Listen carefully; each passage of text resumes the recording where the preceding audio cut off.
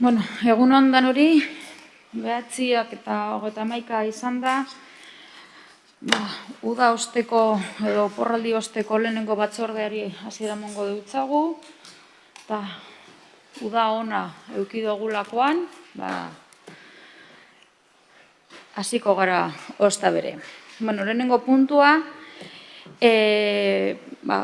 2021ko uztailaren 21 izandako batzarraren akta onesteko proposamena da, ez dugu esebe jaso, beraz, momentu honetan ez balego beste ezer, onartutzat emongo genduke. Bale, hau batez onartuta. Urrengo puntura joango gara, antzinatasuneko aldi baterako osagarri pertsonaleko irizpideen akatsak zuzentzeko proposamena. Bueno, 2008an, antza soldaten egokitzapen bat egin zan, eta kulturretzearen kasuan, egokitzapen hortatik bi antzinekotasun urten eben, OPI bi, eta, bueno, akatz bat egonda espedientean, eta justo orain konturatu dira, kontu hartzailetzatik eta abar, akatz bat dagoela espedientean, beraz, ona ekartzen duguna momentu honetan izango litzateke akatz horren zuzenketa, bale? Akatz tekniko bat baino ez da, ez dauka langileengan inundiko eraginik soldatak ondo jaso dabezelako, beraz, dokumentazioko akatz tramite bat baino ez da, baina batzordera ekarri behar dugu eta bozkatu. Beraz, galderarik ez balego, bozkaketara pasatuko ginateke. Aldeko botuak, Eusko Alderdi Jeltzalea eta Alderdi Sozialista, kontrakorik, ez dago, abstentzioak, parkatu, hausta bere ingo dugu, ez dut ikusi, eskuren bat ez dut ikusi. Baiezko botoak, Eusko Alderdi Jeltzale, Alderdi Popularra eta Alderdi Sozialista, kontrakorik ez dago, abstentzioak, Elkarrekin Podemos eta EH Bildu. Beraz, onartuta gelditzen da, txostena den zuzenketea. Urrengo puntura pasatuko gara, kulturretzea erakunde autonomoaren obligazioak ordaintzeko legezko epeak betetzari buruzko 2021ko ekainaren 30ko hiruhilekoen txostenak. Bueno, txostena deialdiagaz batera joan jatzue, eta, bueno, hemen akabuen esaten dagoena da,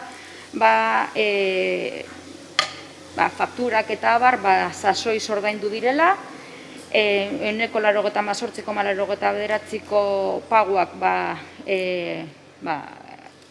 epe barruan sartuta dagozala, fakturak euneko 30 egun barruan sartuta egon direla, eta bataz besteko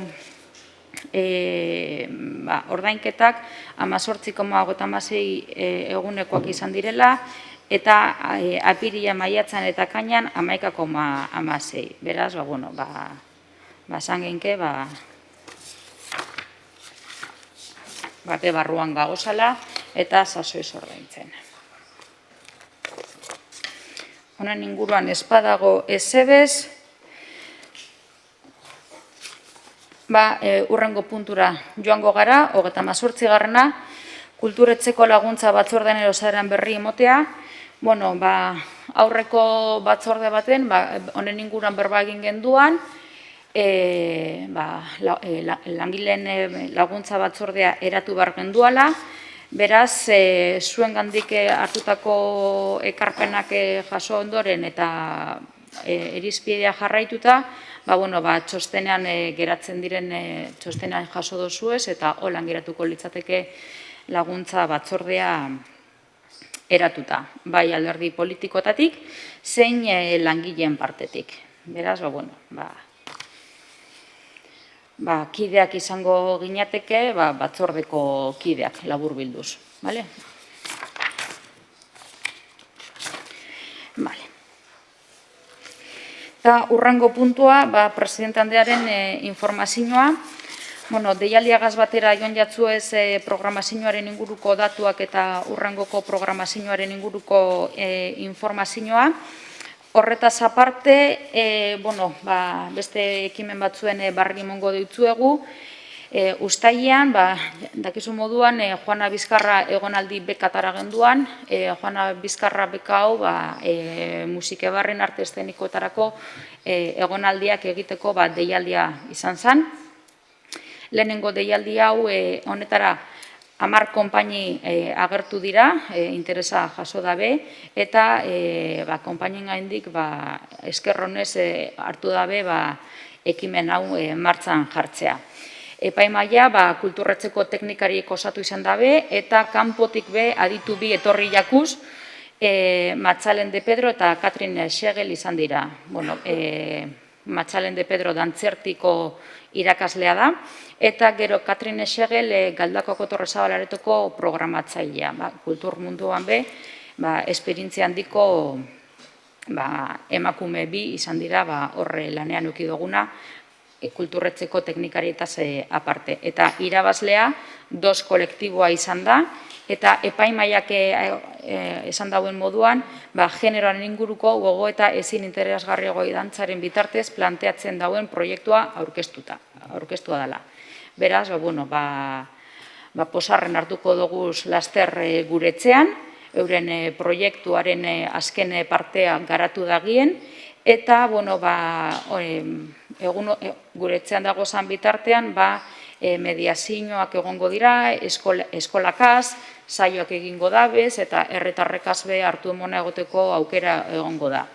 Eta proiektu honen aurre estrenaldia urriaren 15ean izatea espero dugu, 21ean eta 23ean egongo dira saioak. Beraz, laster ikusiko dugu proiektu honen azkenengo fasea. Gero, bestaldetik, getxoekin ezen barruan musika proiektuak gauzatzeko eta indarra bultzada emoteko ekimenak geunkasan, berton ekimen barrietariko bat, RKBkak izenekoa, eta bertan deialdi honek jasotzen dagoena izango da, RKeko entzeiu geletan musikariek egonaldiak egin ahal izatea. Horretarako, entzeiu gelak jarriko dugu zeuren eskura, euren lana egin ahal izateko, eta 12.000 euro beka bakotzari. Beka bi egongo dira, 12.000 eurokoa bakotza.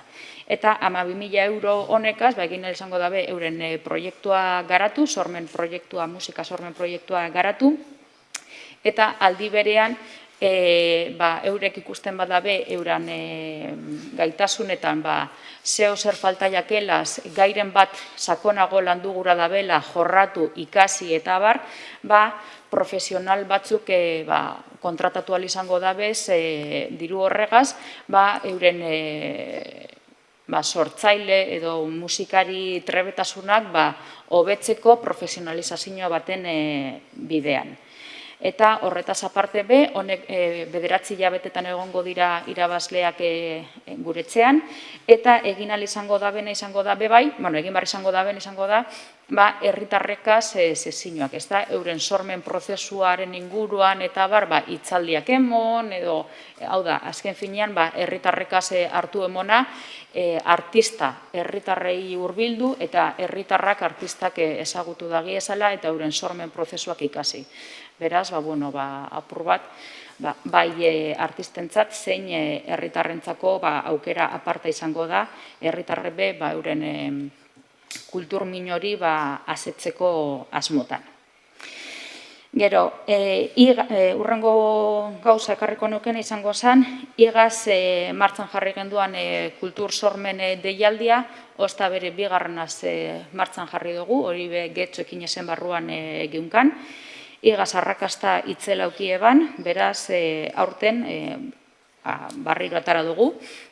Aldaketa txikitsu bat detaile batzukaz eginda, batez ere lehenengo deialdian kulturretxean asko ikasi gendualako, baina aldaketa oso minimoak izan dira, deialdea izatez esan geinke bera dela, baina egin duguna izan da dokumentazio orkesterakoan gauzak errazteko bidean, formularioak eta egokitu duguz, eurek artistak sortzailek euren eskari prozesua errazteko asmotan.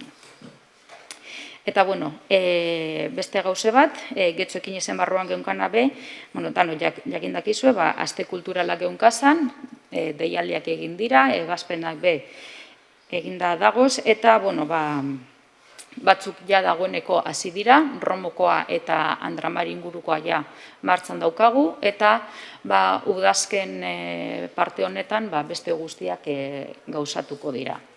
Beraz, apurkan horrek proiektua gauzatzen eta egiten gagoz. Eta informazio puntu moduan, eukiko besterik, ez dakite kalderarik daukazuen, edo bestera, urrengo puntura pasatuko gineteke. Urrengora guaz.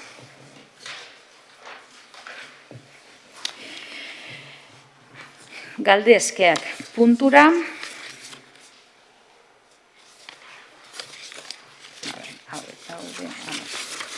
Lehenengo galderara pasatuko ginateke, EH Bildu alderdiaren eskaera, erregistro 122 erregistro zenbakiduna.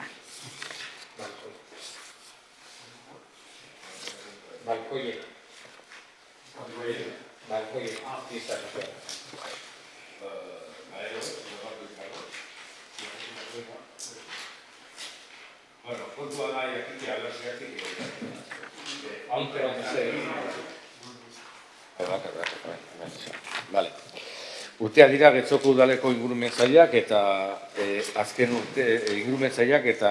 urtean kulturretxeak eraikinetako balkoiak eta lehioak apaintzeko lehiaketak antolatu dituztela.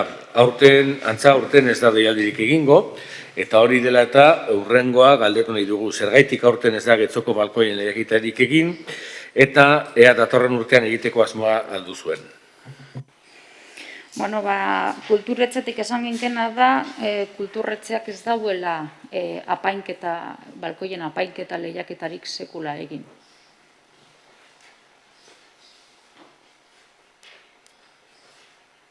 Ez duela inoiz horretan parte hartu? Ez.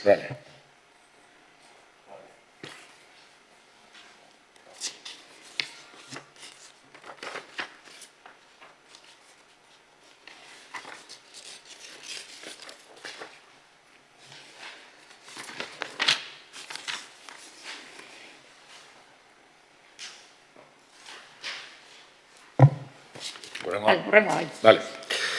Jada ohitura bat da gure herrian edo esan da, uztailaren hasieran Bihotzalaiko plazara joatea lagunekin filme laburretaz gozatzera, euskera zein erderaz. Tamalez, COVID heldu zen eta 2020 urtean etzen gaurik laburrena ospatu, eta aurten erabaki berdina hartu duzuela dirudi. Hori dela eta hurrengo galderak ditugu. Zergaitik ez da urten gau laburrena egin, berreskuratzeko asmorik alduzue, berreskuratzekotan orain arte eginen formatua mantenduko duzue, hau da, Bihotzalai plazan egingo da?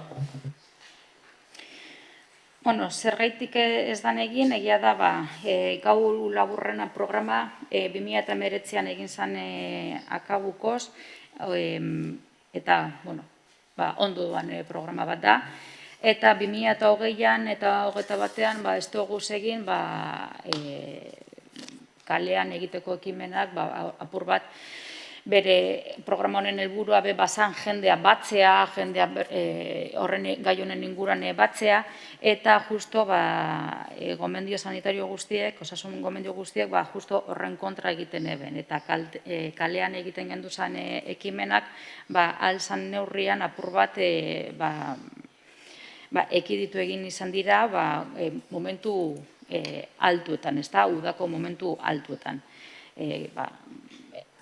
Batez ere, egoera sanitarioa edo osasun egoera apur bat erresteko bidean. Eta, bueno, helburua da apurkan, hemen zintzilik geratu jakuzan programak apurkan berreskuratzea, baina egia dabe, zinemaren inguruan, dagoeneko zinema ordu kopuruak herri honetan eskaintza moduan udaletxetik bikoiztu egin dugula gitxi gora bera, Andres Isasiko programazioa aurten egoera zelangoa zan ikusita errekan egindana, eta gehi barria, musike barrin sartu dugu zan ziklo barriak, esan ginke zinema bikoiztu egin dugula, eta horretaz aparte, Getxo Express programa be badaukagula, eta Getxo Express programa honetan egiten dena da laburrak ikusi, zine laburra ikusi, baina are gehiago beste bulta baten moten jako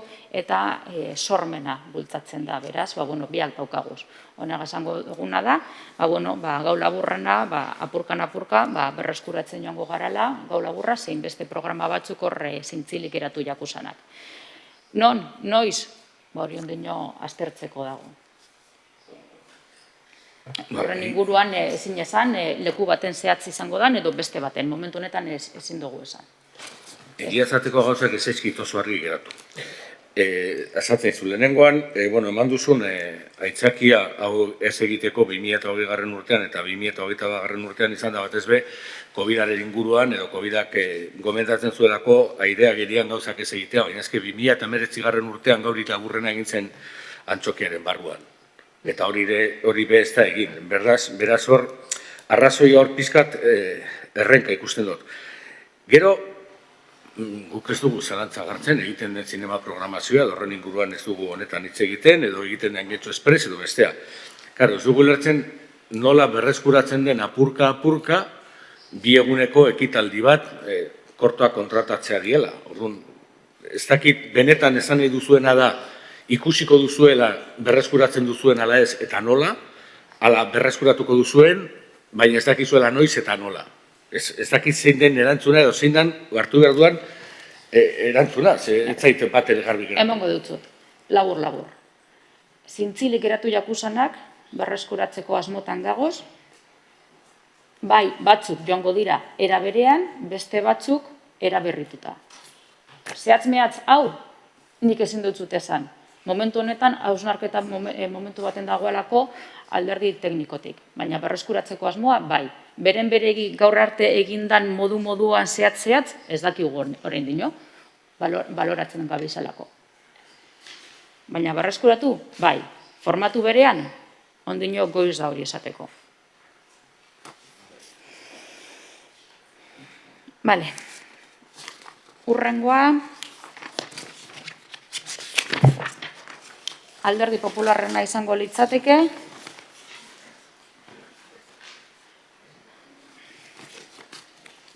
Sí, muchas gracias.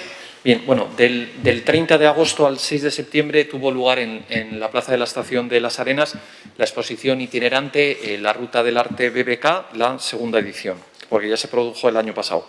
Y nuestra pregunta es, ¿cuáles son los motivos por los cuales no hubo ningún tipo de aviso a la ciudadanía, ni por parte del Ayuntamiento, ni por parte del Aula de Cultura? Gracias. Bueno, honen inguruan esan beharrekoa da, arte ederretako ekimen propioa dela, ez dela udalaren ekimena, beraz komunikatzeko era denborak eta estrategia esan dagigun, ekimen honena ez dagokio ez udalari, ez da kulturretzeari, arte ederretako museoari baino. Eurak eragabe, aurten erabaten egitea, igaz beste erabaten egitea erabaki eben, gehitzen bagaitue zer komunikatzeko gu horregongo gara pres komunikazioan laguntzeko, baina aurten erabaki dabena. Beraz, nik horren inguruan ezin gehiago esan.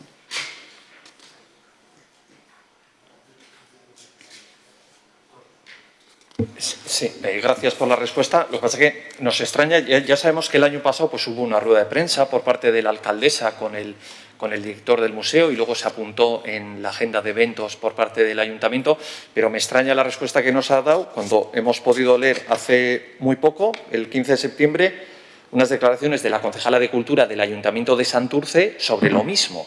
Es decir, me extraña que en Santurce se promocione, o sea, el Ayuntamiento, el Museo de Bellas Artes permita al Ayuntamiento de Santurce promocionar este evento y en Guecho no.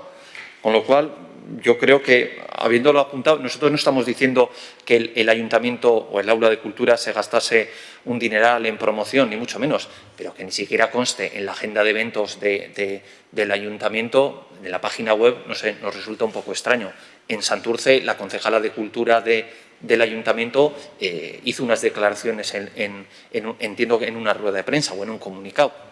Me extraña que en Guecho no se hiciera. Entendemos, ya sabemos que es una plaza en la que viene mucha gente, pasa mucha gente, pero bueno, yo creo que el Ayuntamiento sí puede haber hecho un esfuerzo y no precisamente gastando mucho dinero en promocionar el evento. Gracias. Vale, eskerrik asko Lekerika jauna. Eta hurrengo galderara pasatuko ginateke, kasu honetan EH Bildurena. Bai, bueno, galdera honetan sartu horretik lehenengo galderara itzuli nahiko nuke. Eske justamente daukat kulturre edo udal web horritik ateatako prentzabar bat, eta gero esaten dau, Getxoko kulturretzak Getxoko balkoiak lehiaketa abian jarri du. Orduan, karo, gu galdetu dugu gaur Getxoko balkoia zergaitik kulturretxeak ez duen egin, zuk ez duzu esan diguzu kulturretxeak inoiz ez duela horretan parte hartu, eta hemen udaleko prentzabarren artean hori da jartzen duena. Getxoko kulturretxeak, Getxoko balkoiak lehiaketa abian jarri du. Bueno, epeskanpo gagoz, oraintze bertan beste puntu baten gagoz, horretara bueltatu gure badozu. Bai, bueltatu gana, klase. Bueno, Romo kulturretzeko arreta zerbitzurako lantalde enpresari eman zenioten esleipena. Hauek lehiaketara aurkeztu zirenean, langileen soldata proposamena egin zuten, eta gaur egungo langileek esan dute ez dutela soldata hori kobratzen. Hori dela eta hurrengo galderak ditugu. Udal gobernuak baldaki zeo zer honi buruz, zergaitik langilei etzai ordaintzen akordatutako soldata, udal gobernuak baldaki lanaldek kontratua ez duela betetzen, eta langileen soldata bete beharrak ez betetzea arau uste oso larria dela, noren ardura da udal kontratuen jarraipen egitea? Bueno, honen inguruan esan barra dokoguna da, justo oindala egun batzuk langileak edo langileen ordezkari bat kulturetxeagaz harremanetan jarri zala, egoeraren barri emoteko. Beraz, behin egoeraren barri emundu eskuela, oraintzen bertan egiten gagozana da, begiratu ia hau informazioa jasotzen gagoz, ezta? Bai alde batetik ikusi benetan kontratuan dinoana, beste alde batetik enpresari dokumentazioa eskatu, informazioa eskatu, eta momentu horretan gagoz informazio eske momentuan. Hori holan izan dela, eta holan dela ikusteko, eta holan izan da enpresari jagokonak eskatzeko. Baina orain dino horretan gagoz. Bale, eskatuko genuke tramitoien bukatzen direnean hartutako erabakiaren berri ematea. Batzorde horretik baldin bada, edo urrengo batzordera ez itxaron behar izatea horren berri izateko. Ados. Bale, eta onarte, idatziz sartutako galderak, bai Ibon? Beste badaukagu idatziz. 129. Zeren inguruan? Nora pelikularen inguruan. Bai, baina euskera zerbitzura zuzenduta. Ez, kulturretzeko presidenteari batzordean erantzuteko galdera. Bai, baina barruan esaten dozuena... Euskera zerbitzura bideratu duzuela. Euskera zerbitzukoa da. Eskatzen duzun informazio guztia euskera zerbitzuari dagokio. Euskera zerbitzua ez da kulturretzeko zerbitzua esan da gidu. Udalaren baino. Bale, orduan idatzi ez onarte. Nik bi galderan euskan idatziak ez diena, baina hirugarrena. Hau da, hemen esaten da Getxo kulturretxeak antolatu zuela hori. Hori, Getxoko balkoiak lehiaketa dinoz, ezta?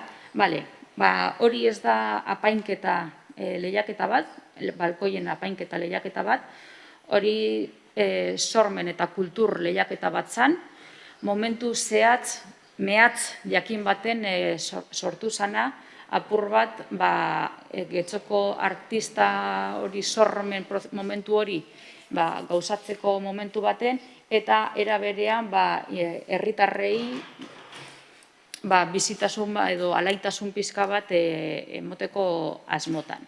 Eta hori izan zen, Getxoko balkoiak, hainbat herritarrek aurkeztu izan ebezan euren sormen kantu edo antzeslan txikitsuak euren balkoietan edo lehioetan egiteko, bideo bat bialdu beharreben sare sozialen bitartez eta kulturetzera eta bar, eta bosken arabera sarituak izango ziren, baina apainketa lehiaketa esan izan. Hori izan zen, etxean sartuta egon ginenean etxetik urten barik egin zen ekimen puntual bat. Bigarren aldera da, normalean, Getxo Folkaren inguruan pandemia hau heldu aurretik, kulturanistasunaren inguruko beste bat ekitaldi egiten ziren, ulertzen dugu aurten ez diela egingo hiek, pandemiak eraginda edo, baina galdera berrea, berreskuratzeko asmoa dagoen edo zer egingo den horrekin? Zati hori okerrez banago ez eban kulturretzeak kudeatzen, ezta? Hori da, ez eban kulturretzeak kudeatzen. Kontzertuak eta bar bai, baina inguruan sortatzen ziren etxoletsuen edukia eta bar, esan kulturretzearen hori da, elkarlana, bai, koordinazio bat, baina edukia eta bar, esan kulturretzearen kudeaketa.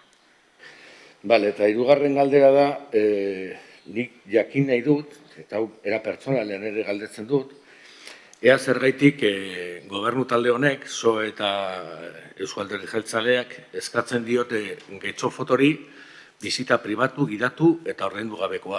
Eta beraien ordutegitik kanpokoa. Eta ea zer iritzia diozun horretara honen presidente bezala.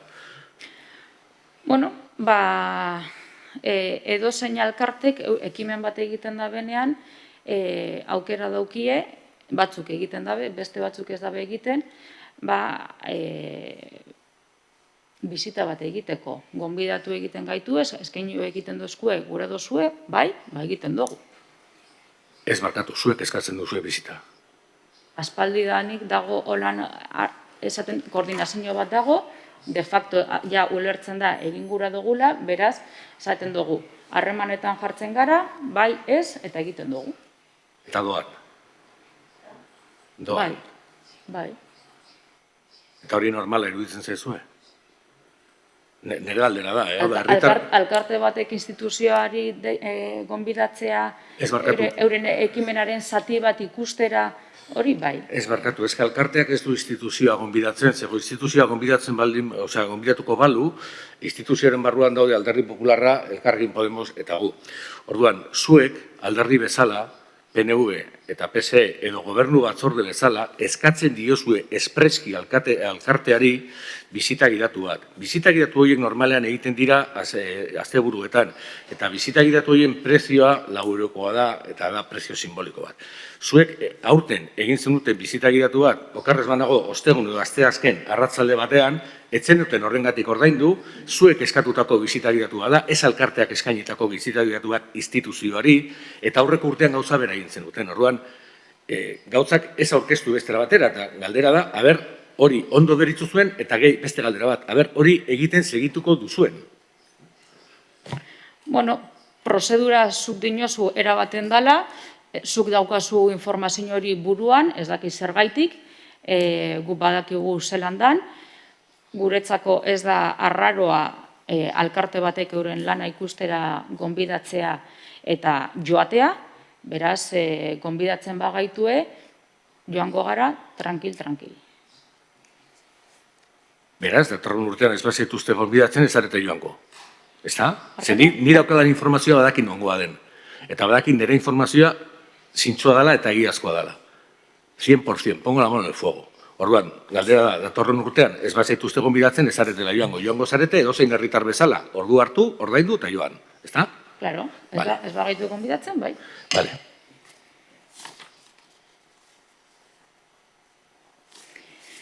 Besterik badago? Bale, orduan amaitutzat emongo dugu gaurko batzordea. Eskerrik asko.